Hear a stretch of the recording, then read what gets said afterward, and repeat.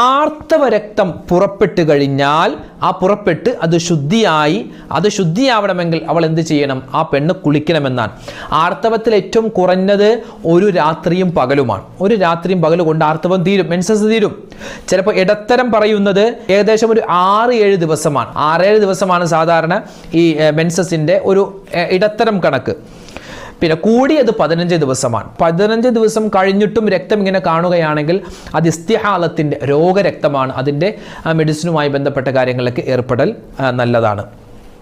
അപ്പോൾ ഈ 15 ദിവസം അല്ലെങ്കിൽ 6-7 ദിവസം അല്ലെങ്കിൽ കുറഞ്ഞത് ഒരു ദിവസം ഈ രക്തം കണ്ടിട്ട് ശുദ്ധിയാവണം, ആ പെണ്ണ് ശുദ്ധിയാവണമെങ്കിൽ അവൾ നിയ്യത്ത് വെച്ച് കുളിക്കണം. എങ്ങനെ നിയ്യത്ത് വെച്ച് കുളിക്കുന്നു പറഞ്ഞാൽ നിയ്യത്ത് എങ്ങനെയാണ്?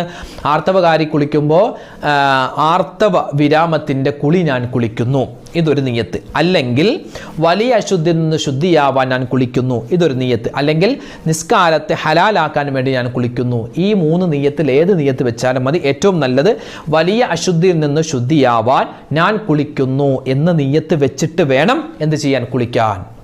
നിയ്യത്ത് മറന്നു പോകരുത്. നിയ്യത്ത് മസ്റ്റാണ് കേട്ടോ, നിയ്യത്ത് മസ്റ്റാണ്, അത് മറന്നു പോകാൻ പാടില്ല.